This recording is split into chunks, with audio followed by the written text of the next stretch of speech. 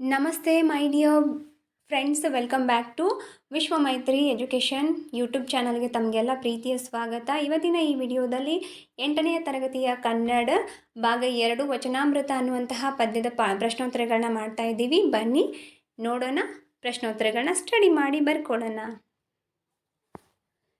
ನೋಡಿ, ಮೊದಲ ಪ್ರಶ್ನೆ, ಕೊಟ್ಟಿರುವ ಪ್ರಶ್ನೆಗಳಿಗೆ ಒಂದು ವಾಕ್ಯದಲ್ಲಿ ಉತ್ತರಿಸಿ. ಮೊದಲ ಪ್ರಶ್ನೆ, ಕಲಿಯುಗದಲ್ಲಿ ಗುರು ಶಿಷ್ಯನಿಗೆ ಹೇಗೆ ಬುದ್ಧಿಯನ್ನು ಹೇಳಬೇಕಿದೆ? ಉತ್ತರ, ಕಲಿಯುಗದಲ್ಲಿ ಗುರು ಶಿಷ್ಯನಿಗೆ ವಂದಿಸಿ ಬುದ್ಧಿಯನ್ನು ಹೇಳಬೇಕಿದೆ. ಎರಡನೆಯ ಪ್ರಶ್ನೆ, ಕಾಯಕದಲ್ಲಿ ನಿರತನಾದವನು ಯಾವುದನ್ನು ಮರೆಯಬೇಕು? ಉತ್ತರ, ಕಾಯಕದಲ್ಲಿ ನಿರತನಾದವನು ಗುರು ದರ್ಶನ ಲಿಂಗ ಪೂಜೆಯನ್ನಾದರೂ ಮರೆಯಬೇಕು. ಮೂರನೆಯ ಪ್ರಶ್ನೆ, ಆಯ್ದಕ್ಕಿ ಮಾರಯ್ಯನ ಪ್ರಕಾರ ಕೈಲಾಸ ಯಾವುದು? ಉತ್ತರ, ಆಯ್ದಕ್ಕಿ ಮಾರಯ್ಯನ ಪ್ರಕಾರ ಕಾಯಕವೇ ಕೈಲಾಸ. ನಾಲ್ಕನೆಯ ಪ್ರಶ್ನೆ, ಕಾಗೆಯು ಏನಾಗಲು ಸಾಧ್ಯವಿಲ್ಲ? ಉತ್ತರ, ಕಾಗೆಯು ಕೋಗಿಲೆಯಾಗಲು ಸಾಧ್ಯವಿಲ್ಲ. ಐದನೆಯ ಪ್ರಶ್ನೆ, ಯಾರ ಮುಖವನ್ನು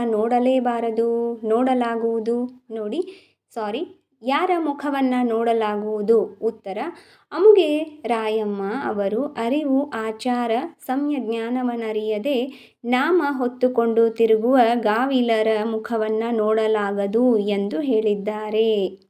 ಓಕೆ, ಯಾರ ಮುಖವನ್ನು ನೋಡಲಾಗದು? ಓಕೆನಾ? ಈ ಪ್ರಶ್ನೆಗೆ ಈ ಉತ್ತರ. ಈ ಒಂದು ವಾಕ್ಯದ 5 ಪ್ರಶ್ನೋತ್ತರಗಳು. ವಿಡಿಯೋ ಕ್ಲಿಯರ್ ಆಗಿದೆ. ಓಕೆ, ನೀಟಾಗಿ ಬರ್ಕೊಳ್ಳಿ ಡಿಯರ್ ಫ್ರೆಂಡ್ಸ್. ನಮ್ಮ ಚಾನಲ್ಗೆ ಯಾರು ಹೊಸಬರು ಭೇಟಿ ಕೊಟ್ಟಿದ್ರೆ ದಯವಿಟ್ಟು ವಿಡಿಯೋನ ನಮ್ಮ ಚಾನಲ್ನ ಸಬ್ಸ್ಕ್ರೈಬ್ ಮಾಡ್ಕೊಳ್ಳಿ, ಆಲ್ ಅನ್ನೋ ನೋಟಿಫಿಕೇಷನ್ ಸೆಲೆಕ್ಟ್ ಮಾಡ್ಕೊಳ್ಳಿ ಪ್ಲೀಸ್. ಓಕೆನಾ? ನೆಕ್ಸ್ಟ್ 6ನೆಯ ಪ್ರಶ್ನೆ ನೋಡಿ, 1 ಅಂಕದ 6ನೆಯ ಪ್ರಶ್ನೆ, ಶರಣರು ಕೆಡಿಸುವ ನಿದ್ದೆಯನ್ನು ಹೇಗೆ ಗೆದ್ದಿದ್ದಾರೆ? ಉತ್ತರ, ಶರಣರು ಕೆಡಿಸುವ ನಿದ್ದೆಯನ್ನು ಯೋಗ ಸಮಾಧಿಯನ್ನು ಮಾಡಿ ಗೆದ್ದಿದ್ದಾರೆ. ಕೊಟ್ಟಿರುವ ಪ್ರಶ್ನೆಗಳಿಗೆ 3-4 ವಾಕ್ಯಗಳಲ್ಲಿ ಉತ್ತರಿಸಿ. ಮೊದಲ ಪ್ರಶ್ನೆ, ಶ್ರೀ ಗುರು ಶಿಷ್ಯರಿಗೆ ಬುದ್ಧಿ ಕಲಿಸುವುದು ಕಾಲಕಟ್ಟಳೆಗೆ ಹೇಗೆ ಒಳಪಟ್ಟಿದೆ ವಿವರಿಸಿ ಅಂತ ಕೇಳಿದ್ದಾರೆ. ಉತ್ತರ ನೋಡಿ, ಅಲ್ಲಮ ಪ್ರಭು ಅವರು ತಮ್ಮ ವಚನದಲ್ಲಿ ಶ್ರೀ ಗುರು ಯಾವ ಯಾವ ಕಾಲದಲ್ಲಿ ಯಾವ ರೀತಿ ಶಿಷ್ಯರಿಗೆ ಬುದ್ಧಿಯನ್ನು ಕಲಿಸಬೇಕು ಎಂದಿದ್ದಾರೆ. ಕೃತಯುಗದಲ್ಲಿ ಶ್ರೀ ಗುರು ಶಿಷ್ಯನಿಗೆ ಬಡಿದು, ದ್ವಾಪರ ಯುಗದಲ್ಲಿ ಗುರು ಶಿಷ್ಯನಿಗೆ ಝಂಕಿಸಿ ಬುದ್ಧಿಯನ್ನು ಕಲಿಸುತ್ತಿದ್ದರು. ಆದರೆ ಕಲಿಯುಗದಲ್ಲಿ ಶ್ರೀ ಗುರುವು ತನ್ನ ಶಿಷ್ಯನಿಗೆ ವಂದಿಸಿ ಬುದ್ಧಿಯನ್ನು ಕಲಿಸಬೇಕಾಗಿದೆ. ಈ ರೀತಿ ಗುರು ಶಿಷ್ಯನಿಗೆ ಬುದ್ಧಿಯನ್ನು ಕಲಿಸುವುದು ಕಾಲಕಟ್ಟಳೆಗೆ ಒಳಪಟ್ಟಿದೆ ಎಂದು ಹೇಳಿದ್ದಾರೆ. ಎರಡನೇ ಪ್ರಶ್ನೆ, ಆಯ್ದಕ್ಕಿ ಮಾರಯ್ಯನು ಕಾಯಕದ ಮಹತ್ವವನ್ನು ಹೇಗೆ ನಿರೂಪಿಸಿದ್ದಾನೆ? ಉತ್ತರ, ನಾವು ಮಾಡುವ ಕಾಯಕದಲ್ಲಿ ನಿಷ್ಠೆ ಹೇಗಿರಬೇಕೆಂದರೆ ಕಾಯಕದಲ್ಲಿ ನಿರತನಾದಾಗ ಗುರುದರ್ಶನ ಆದರೂ ಮರೆಯಬೇಕು, ಲಿಂಗ ಪೂಜೆ ಮಾಡುವುದನ್ನು ಮರೆಯಬೇಕು, ಜಂಗಮ ಮುಂದೆ ಬಂದು ನಿಂತರೂ ಅವನು ಹಂಗು ಹರಿಯಬೇಕು, ಕಾಯಕವೇ ಕೈಲಾಸವಾದ ಕಾರಣ ಕೆಲಸಕ್ಕಿಂತ ಬೇರೆ ದೇವರಿಲ್ಲ, ಕಾಯಕಕ್ಕೆ ಮೊದಲ ಸ್ಥಾನ ಕೊಡಬೇಕು ಎಂದು ಆಯ್ದಕ್ಕಿ ಮಾರಯ್ಯನು ಕಾಯಕದ ಮಹತ್ವವನ್ನು ಇಲ್ಲಿ ತಿಳಿಸಿದ್ದಾರೆ. ಓಕೆ, ಸೊ ಇದು ಕಾಯಕದ ಬಗ್ಗೆ ಆಯ್ದಕ್ಕಿ ಮಾರಯ್ಯ ಅವರು ಹೇಳಿರ್ತಕ್ಕಂಥದ್ದು. ಇಲ್ಲಿ ಉತ್ತರ ಹೀಗೆ ಬರಿಬೇಕು, ಮುದ್ದು ಮಕ್ಕಳೇ ಅಥವಾ ಆತ್ಮೀಯ ಸ್ನೇಹಿತರೆ. ಓಕೆ, ಸೊ 3 ಅಂಕದ 2 ಪ್ರಶ್ನೆಗಳು ಆಯಿತು. ಸೊ ಈಗ ಮುಂದಿನ ಪ್ರಶ್ನೆಯನ್ನು ನೋಡಿ. 3ನೆಯ ಪ್ರಶ್ನೆ, 2-3 ವಾಕ್ಯದ 3ನೆಯ ಪ್ರಶ್ನೆ, ಅರಿವು ಆಚಾರ ಸಂಯಜ್ಞಾನದ ಬಗ್ಗೆ ಅಮುಗೆ ರಾಯಮ್ಮನ ಅನಿಸಿಕೆ ಏನು? ಉತ್ತರ, ಕಾಗೆಯ ಮರಿ ಕೋಗಿಲೆಯಾಗಲು ಸಾಧ್ಯವಿಲ್ಲ, ಆಡಿನ ಮರಿ ಆನೆಯಾಗಲು ಸಾಧ್ಯವಿಲ್ಲ, ಸೀಳು ನಾಯಿ ಸಿಂಹದ ಮರಿಯಾಗಲು ಸಾಧ್ಯವಿಲ್ಲ. ಅದೇ ರೀತಿ ಅರಿವು ಆಚಾರ ಸಂಯ ಜ್ಞಾನವನ್ನು ಅರಿಯದ ಗಾವಿಲರು ಹಣೆಯ ತುಂಬ ಬುದ್ಧಿವಂತರು ಎಂಬ ನಾಮವ ಹೊತ್ತುಕೊಂಡು ತಿರುಗುವವರ ಕೈಯಲ್ಲಿ ದೇವರನ್ನು ಕಾಣಲು ಸಾಧ್ಯವಿಲ್ಲ ಎಂದು ಅಮುಗೆ ರಾಯಮ್ಮ ಅವರು ಅನಿಸಿಕೆಯಾಗಿದೆ. ಓಕೆ, 4ನೆಯ ಪ್ರಶ್ನೆ ನೋಡಿ, ಬುದ್ಧಿಹೀನರು ಹೇಗೆ ವಿದ್ಯೆಯನ್ನು ಸಂಪಾದಿಸುತ್ತಾರೆ? ಉತ್ತರ, ತಮ್ಮ ಮನವ ಗೆದ್ದಿದ್ದೇವೆ ಎಂದು ಯೋಗಿಯ ಸೋಗು ಹಾಕುವ ಬುದ್ಧಿಹೀನರಿಗೂ ನಿಜವಾಗಿ ತಮ್ಮ ಮನವನ್ನು ಗೆದ್ದ ಜಂಗಮರಿಗೂ ಇರುವ ವ್ಯತ್ಯಾಸವನ್ನು ಶಿವಶರಣೆ ಲಿಂಗಮ್ಮ ತಿಳಿಸುತ್ತಾ ಬುದ್ಧಿಹೀನರು ಅರಿಷಡ್ವರ್ಗಗಳನ್ನು ಗೆಲ್ಲಲಾರದೆ ಮನವನ್ನು ಗೆದ್ದಿರುವೆನೆಂದು ಹೇಳುತ್ತಾರೆ. ಜಗದ ಪಾಶವನ್ನು ಬಿಡದೆ ಕಾಯಕವನ್ನು ಮಾಡದೆ ತನುವನ್ನು ಕರಗಿಸಿ ಕಾಯವ ಮರುಗಿಸುತ್ತಾರೆ. ಯೋಗ ಸಮಾಧಿಯನ್ನು ಮಾಡದೆ ಕೇವಲ ದೈಹಿಕ ದಂಡನೆ ಮಾಡಿ ಮನವನ್ನು ಶುದ್ಧಿ ಮಾಡಿಕೊಳ್ಳದೆ ನಿದ್ದೆಗೆಟ್ಟು ವಿದ್ಯೆಯನ್ನು ಸಂಪಾದಿಸುತ್ತಾರೆ. ಇದು ಉತ್ತರ. ಇನ್ನು 5ನೆಯ ಪ್ರಶ್ನೆ, ಶಿವಶರಣರು ಜಗವನ್ನೇ ಗೆದ್ದಿಹ ವಿಚಾರದಲ್ಲಿ ಲಿಂಗಮ್ಮನ ಅನಿಸಿಕೆ ಏನು ಅಂತ ಇದೆ 5ನೆಯ ಪ್ರಶ್ನೆ. ಓಕೆ, ಸೊ 5ನೆಯ ಪ್ರಶ್ನೆಗೆ ಉತ್ತರವನ್ನು ನೋಡೋಣ ಬನ್ನಿ ಸ್ನೇಹಿತರೆ. ಶಿವಶರಣರು ಕಾಮ ಕ್ರೋಧವನ್ನು ನೀಗಿ ಲೋಭ ಮೋಹವನ್ನು ಬಿಟ್ಟು ಮದಮಾತ್ಸರ್ಯವನ್ನು ಛೇದಿಸಿ ಮನವನ್ನು ಗೆಲ್ಲುತ್ತಾರೆ. ಆಸೆ ರೋಷಗಳನ್ನು ತೊರೆದು ಕಾಯಕವನ್ನೇ ಪ್ರಸಾದವೆಂದು ತಿಳಿದು ನಿದ್ದೆಯನ್ನೇ ಯೋಗ ಸಮಾಧಿಯನ್ನಾಗಿ ಮಾಡಿಕೊಂಡು ಸುಖವನ್ನು ತೊರೆದು ಜಗತ್ತನ್ನೇ ಗೆದ್ದವರೆಂದರೆ ಶರಣರು. ಅಂಥವರನ್ನು ಬುದ್ಧಿಹೀನರು ಹೇಗೆ ತಾನೇ ಅರಿಯಲು ಸಾಧ್ಯ ಎಂದು ಲಿಂಗಮ್ಮನವರು ಅಭಿಪ್ರಾಯ ಪಟ್ಟಿದ್ದಾರೆ. ಓಕೆ, ಇನ್ನು ನೆಕ್ಸ್ಟ್ ನೋಡ್ರಿ, ಈ ಕೊಟ್ಟಿರುವ ಪ್ರಶ್ನೆಗೆ 8-10 ವಾಕ್ಯದಲ್ಲಿ ಉತ್ತರಿಸಿರಿ. ಮೊದಲ ಪ್ರಶ್ನೆ, ವಚನಾಮೃತದಲ್ಲಿ ವ್ಯಕ್ತವಾಗಿರುವ ಕಾಯಕ ತತ್ವದ ಮಹತ್ವವನ್ನು ವಿವರಿಸಿ ಅಂತ ಹೇಳಿದ್ದಾರೆ. ಉತ್ತರ, ಆಯ್ದಕ್ಕಿ ಮಾರಯ್ಯ ಅವರು ತಮ್ಮ ಈ ವಚನದಲ್ಲಿ ಕಾಯಕದ ಮಹತ್ವವನ್ನು ತಿಳಿಸಿದ್ದಾರೆ. ಕಾಯಕವೆಂದರೆ ಮನುಷ್ಯನು ಯಾವುದಾದರೊಂದು ದೈಹಿಕ ಶ್ರಮದಲ್ಲಿ ತೊಡಗಿರುವುದು ಎಂದರ್ಥ. ಮನುಷ್ಯನು ಎಂತಹ ಕಾಯಕದಲ್ಲಿಯೇ ದೇವರನ್ನು ಕಾಣಬೇಕು, ಎಂತಹ ಕಾಯಕವೇ ಆಗಲಿ ಅದರಲ್ಲಿ ದೇವರನ್ನು ಕಾಣಬೇಕು. ಅವರವರ ಕಾಯಕವೇ ಅವರವರ ದೇವರು. ಆ ಕಾಯಕವನ್ನು ನಿಷ್ಠೆ ಭಕ್ತಿಯಿಂದ ಮಾಡಬೇಕು. ನಾವು ಕಾಯಕದಲ್ಲಿ ತೊಡಗಿದ್ದಾಗ ಗುರುದರ್ಶನವಾದರೂ ಲಿಂಗ ಪೂಜೆ ಆದರೂ ಮರೆಯಬೇಕು. ನಡೆದಾಡುವ ದೇವರು ಜಂಗಮರೇ ಎಂದು ಮುಂದೆ ಬಂದು ನಿಂತಿದ್ದರೂ ಮೊದಲು ಕಾಯಕ ಮಾಡಿ ನಂತರ ಅವರನ್ನು ನೋಡಿ ಮಾತನಾಡಿಸಬೇಕು. ಏಕೆಂದರೆ ಕಾಯಕ ಗುರು, ಲಿಂಗ ಪೂಜೆ ಜಂಗಮರನ್ನು ಮೀರಿದ್ದು. ಕಾಯಕವೇ ಕೈಲಾಸ ಎಂದು ಭಾವಿಸಬೇಕು. ದೇವರಿಗಿಂತ ಕೆಲಸಕ್ಕೆ ಮೊದಲ ಸ್ಥಾನ ಕೊಡಬೇಕು ಎಂದು ಹೇಳಿದ್ದಾರೆ. ಕೆಲವರು ಕೆಲಸ ಮಾಡದೆ ಕೇವಲ ದೈಹಿಕ ಹಿಂಸೆಯನ್ನು ಮಾಡಿ ಮನಸ್ಸನ್ನು ಗೆದ್ದೆ ಎಂದು ಹೇಳುತ್ತಾರೆ. ನಿಜವಾದ ಕಾಯಕವೇ ಪ್ರಸಾದ ಎಂಬುದನ್ನು ಮರೆಯುತ್ತಾರೆ. ಇದು ಈ ವಚನಾಮೃತದಲ್ಲಿ ವಚನಕಾರರು ಹೇಳಿರುವಂಥದ್ದು. ನೆಕ್ಸ್ಟು ಇಲ್ಲಿಗೆ ನೋಡಿ, ಪ್ರಶ್ನೋತ್ತರಗಳ ಸರಣಿ ಎಲ್ಲ ಮುಗೀತು. ಈಗ ಸಂದರ್ಭ ಸಹಿತ ಸ್ವಾರಸ್ಯವನ್ನು ವಿವರಿಸಿ ಅಂತ ಇದೆ. ಓಕೆನಾ. ಮೊದಲ ಸಂದರ್ಭ ಏನಿದೆ ನೋಡಿ, ನಿಮ್ಮ ಕಾಲದ ಕಟ್ಟಳೆಯ ಕಲಿತನಕ್ಕೆ ನಾ ಬೆರಗಾದೆ. ಆಯ್ಕೆ, ಅಲ್ಲಮ ಪ್ರಭುವಿನ ವಚನದ ಈ ವಾಕ್ಯವನ್ನು ಎಂ ಕಲಬುರ್ಗಿ ಅವರು ಸಂಪಾದಿಸಿರುವ ಸಮಗ್ರ ವಚನ ಸಂಪುಟ ಕೃತಿಯಿಂದ ಆಯ್ದ ವಚನಾಮೃತ ಎಂಬ ಪದ್ಯಭಾಗದಿಂದ ಆರಿಸಲಾಗಿದೆ. ಸಂದರ್ಭ, ವಿವಿಧ ಕಾಲಘಟ್ಟದಲ್ಲಿ ಶ್ರೀಗುರು ತನ್ನ ಶಿಷ್ಯರಿಗೆ ಯಾವ ರೀತಿ ಬುದ್ಧಿಯನ್ನು ಕಲಿಸುತ್ತಾರೆ ಎಂದು ವರ್ಣಿಸುತ್ತಾ ಕಲಿಯುಗದಲ್ಲಿ ಬಡಿದು, ತ್ರೇತಾಯುಗದಲ್ಲಿ ಬೈದು, ದ್ವಾಪರಯುಗದಲ್ಲಿ ಗದರಿಸಿ, ಕಲಿಯುಗದಲ್ಲಿ ವಂದಿಸಿ ಬುದ್ಧಿಯನ್ನು ಕಲಿಸಬೇಕಾಗಿದೆ ಎಂದು ಹೇಳುವ ಸಂದರ್ಭದಲ್ಲಿ ಅಲ್ಲಮ ಪ್ರಭು ಈ ಮಾತನ್ನು ಹೇಳಿದ್ದಾರೆ. ಸ್ವಾರಸ್ಯ, ಕಾಲ ಬದಲಾದಂತೆ ಕಲಿಯುವವರು ಕಲಿಸುವವರು ಬದಲಾಗುತ್ತಾರೆ. ಬದಲಾದ ಕಾಲಮಾನಕ್ಕೆ ಶ್ರೀ ಗುರು ಬುದ್ಧಿ ಕಲಿಸುವ ವಿಧಾನದಲ್ಲಿ ಬದಲಾವಣೆ ಮಾಡಿಕೊಳ್ಳಬೇಕಾದ ಅನಿವಾರ್ಯತೆ ಇದೆ ಎಂಬ ಅಂಶ ಈ ಮೇಲಿನ ವಾಕ್ಯದಲ್ಲಿನ ಸ್ವಾರಸ್ಯವಾಗಿದೆ. ಓಕೆನಾ. ಇನ್ನು ನೆಕ್ಸ್ಟ್ ಸೆಕೆಂಡ್ ಒನ್ ನೋಡಿ, ಏನಿದೆ ವಾಕ್ಯ, ನಾಮವನೊತ್ತುಕೊಂಡು ತಿರುಗುವ ಗಾವಿಲ್ಲರ ಮುಖವ ನೋಡಲಾಗದು. ಆಯ್ಕೆ, ಅಮುಗೆ ರಾಯಮ್ಮನವರ ಈ ವಚನದ ವಾಕ್ಯವನ್ನು ಎಂ ಕಲಬುರ್ಗಿ ಅವರು ಸಂಪಾದಿಸಿದ ಸಮಗ್ರ ವಚನ ಸಂಪುಟ ಕೃತಿಯಿಂದ ಆಯ್ದ ವಚನಾಮೃತ ಎಂಬ ಪದ್ಯಭಾಗದಿಂದ ಆರಿಸಲಾಗಿದೆ. ಸಂದರ್ಭ, ಕಾಗೆ ಕೋಗಿಲೆಯಾಗಲು, ಆಡಿನ ಮರಿ ಆನೆಯಾಗಲು, ಸೀಳು ನಾಯಿ ಸಿಂಹವಾಗಲು ಸಾಧ್ಯವಿಲ್ಲ.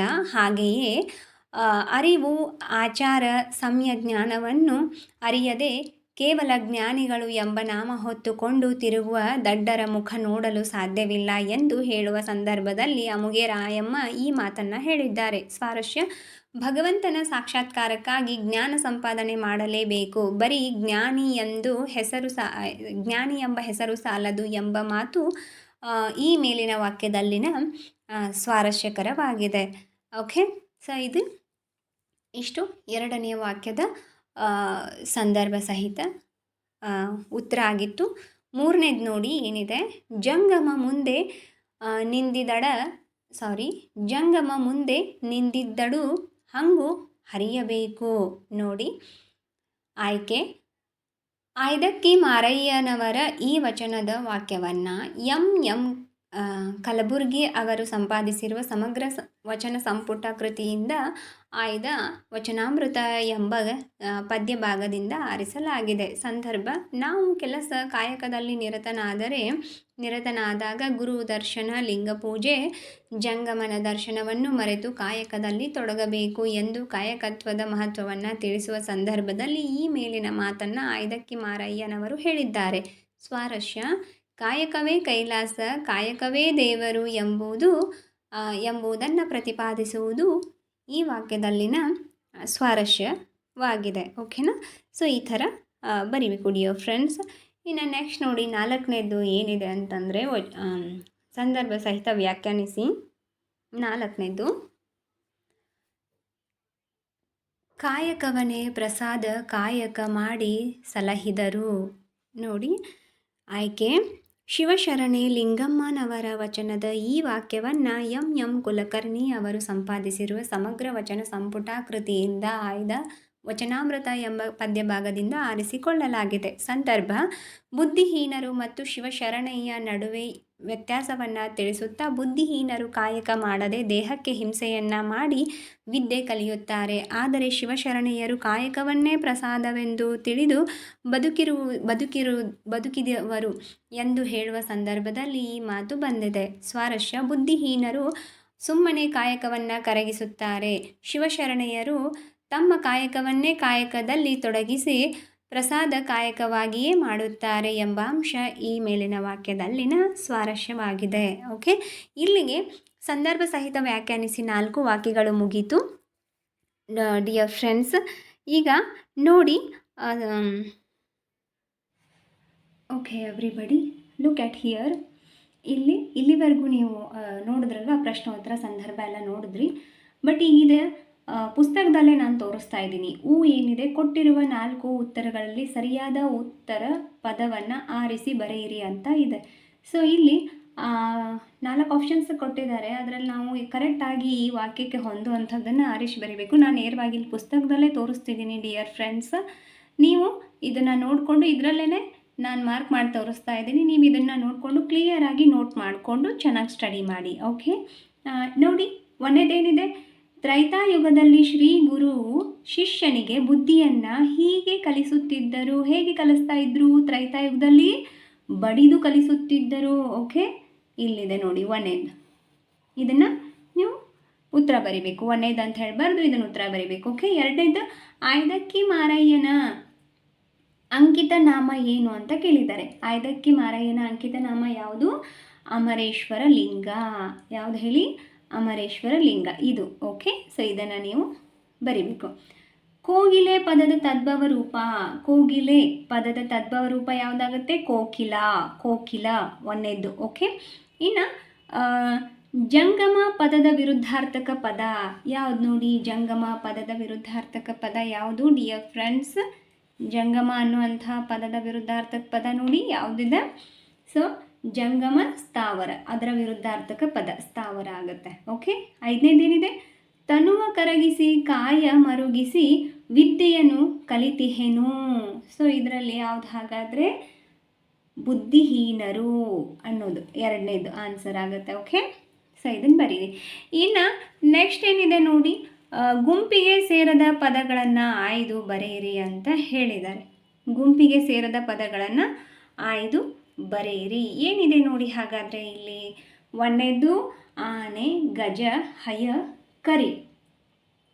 ಇಲ್ಲಿ ಆನೆ, ಗಜ, ಹಯ, ಕರಿ ಅಂದರೆ ನೋಡಿ ಇಲ್ಲಿ ಆನೆ, ಗಜ, ಕರಿ ಇದು 3 ಒಂದೇ ಆನೆಗಿರುವಂತಹ ಸಮಾನಾರ್ಥಕ ಪದಗಳು.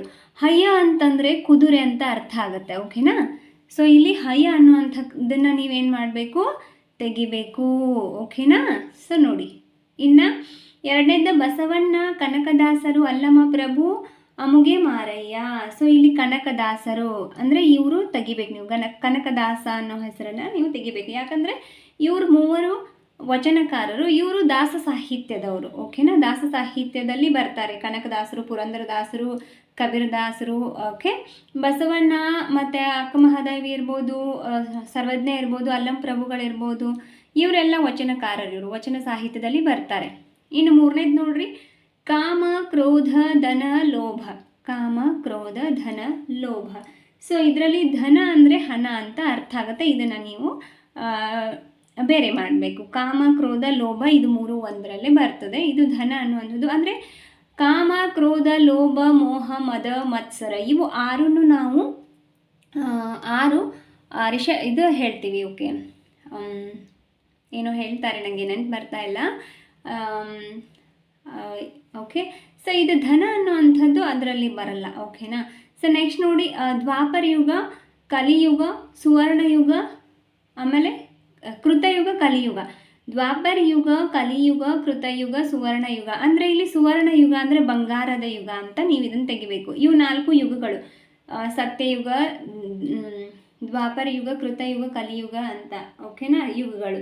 ಓಕೆ, ಇನ್ನು ಇಲ್ಲಿ 5ನೇದು ನೋಡ್ರಿ, ತನು, ದೇಹ, ಮಾಯ, ಕಾಯ ಅಂತ ಇದೆ. ತನು, ದೇಹ, ಕಾಯ, ಮಾಯ ಅಂತ ಇದೆ. ಓಕೆನಾ? ಇಲ್ಲಿ ನೀವು ಮಾಯ ಅನ್ನುವಂಥದ್ದನ್ನು ತೆಗಿಬೇಕಾಗತ್ತೆ. ಯಾಕಂದರೆ ಇವು 3 ಒಂದೇ ದೇಹಕ್ಕಿರುವಂತಹ ಸಮಾನಾರ್ಥಕ ಪದಗಳು. ಕಾಯ ಅಂದರೂ ದೇಹ, ದೇಹಕ್ಕೆ ಇರುವಂತಹ, ಶರೀರಕ್ಕೆ ಇರುವಂತಹ ಸಮಾನಾರ್ಥಕ ಪದಗಳಿವು. ಮಾಯ ಅನ್ನುವಂಥದ್ದು ಕಣ್ಣಿಗೆ ಕಾಣದೇ ಇರುವಂಥದ್ದು, ಬಟ್ ಅದು ಇಂದ್ರಿಯಗಳನ್ನ ನಿಗ್ರಹಿಸಿದವರಿಗೆ ಮಾಯ ಅನ್ನೋದು ದಾಟಬಹುದು ಅನ್ನೋ ಅರ್ಥ ಆಧ್ಯಾತ್ಮದಲ್ಲಿ. ಓಕೆ, ಈಗ ನೆಕ್ಸ್ಟ್ ನೋಡಿ, ಕೊಟ್ಟಿರುವ ಪದ್ಯ ಭಾಗವನ್ನು ಕಂಠಪಾಠ ಮಾಡಿ ಅಂತ ಹೇಳಿದ್ದಾರೆ.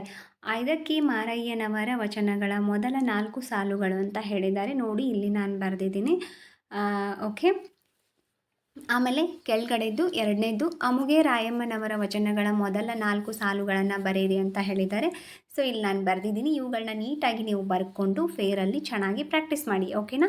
Thank you so much for watching this video. ನಮ್ಮ ವಿಡಿಯೋನ ನೋಡಿದ್ದಕ್ಕೆ ಧನ್ಯವಾದಗಳು. ಯಾರು ಹೊಸಬರು ನಮ್ಮ ಚಾನಲ್ಗೆ ಭೇಟಿ ಕೊಟ್ಟಿದ್ದೀರೋ ನಮ್ಮ ಚಾನಲ್ನ ಸಬ್ಸ್ಕ್ರೈಬ್ ಮಾಡ್ಕೊಳ್ಳಿ. ಆಲ್ ಅನ್ನೋ ನೋಟಿಫಿಕೇಷನ್ ಸೆಲೆಕ್ಟ್ ಮಾಡಿಕೊಂಡ್ರೆ ಪ್ರತಿದಿನ ನಾವು ಅಪ್ಲೋಡ್ ಮಾಡೋ ಎಲ್ಲ ವಿಡಿಯೋಗಳು ನಿಮಗೆ ಬಂದು ತಲುಪುತ್ತೆ. ಯಾವುದೊಂದು ಮಿಸ್ ಆಗಲ್ಲ. ನೋಟ್ಸು ನಿಮಗೆ 1 to 10th ಅಂತ ಹೇಳ್ತಾ, ಕನ್ನಡ, ಇಂಗ್ಲೀಷು ಮತ್ತು ಸಮಾಜದ್ದು, ಹೈಸ್ಕೂಲದ್ದು, ಇನ್ನು ಪ್ರೈಮರಿದೇನೈತಿ ಎಲ್ಲ ವಿಷಯಗಳನ್ನ ಮಾಡ್ತಾಯಿದ್ದೀವಿ. ಹಾಗೆ spoken English, grammar, Kannada grammar, English grammar ಕೂಡ ಮಾಡ್ತಾಯಿದ್ದೀವಿ ನಮ್ಮ ಕ್ಲಾಸ್ನಲ್ಲಿ. ಈಗಾಗಲೇ ನಮ್ಮ ಚಾನಲ್ನಲ್ಲಿ ತುಂಬ ಸರಳವಾಗಿ, ಅಗದಿ ಸರಳವಾಗಿ ನಿಮಗೆ ಕನ್ನಡ ಮತ್ತು ಇಂಗ್ಲೀಷ್ ಗ್ರಾಮರ್ ಕ್ಲಾಸಸ್ಗಳು ಅವೈಲೇಬಲ್ ಇದೆ. ನೀವು ನೋಡ್ಬೋದು ಫ್ರೀಯಾಗಿ. ಓಕೆನಾ? ನಮ್ಮ ಚಾನಲ್ನಲ್ಲಿ ಭೇಟಿ ಕೊಟ್ಟು ನೋಡಿ. ಹಾಗೆ 8th 7th ಕ್ಲಾಸ್ಗಳನ್ನ ಮಾಡಿ ಹಾಕಿದ್ದೀವಿ. 5th 4th ನೋಡಿ, 9th 10th. ಓಕೆನಾ? So thank you so much for watching this video. ದಯವಿಟ್ಟು ವಿಡಿಯೋಗೆ ಲೈಕ್ ಮಾಡಿ, ಈ ವಿಡಿಯೋನ ನಿಮ್ಮ ಫ್ರೆಂಡ್ಸ್ಗೆ ಶೇರ್ ಮಾಡಿ, ಅವ್ರಿಗೂ ಉಪಯೋಗ ಆಗಲಿ ಅಂತ ಹೇಳ್ತಾ ನಮ್ಮ ಚಾನಲ್ನ ಸಬ್ಸ್ಕ್ರೈಬ್ ಮಾಡ್ಕೊಳ್ಳಿ, ವಿಡಿಯೋಗೆ ಲೈಕ್ ಮಾಡಿ. ಸಿಗೋಣ ಮುಂದಿನ ಹೆಚ್ಚಿನ ಮಾಹಿತಿಯೊಂದಿಗೆ, ಪ್ರಬಂಧ, ಲೆಟರ್ ರೈಟಿಂಗ್ ಜೊತೆಗೆ ಮುಂದಿನ ವಿಡಿಯೋದಲ್ಲಿ. ನಮಸ್ಕಾರ ಡಿಯರ್ ಫ್ರೆಂಡ್ಸ್. Thank you.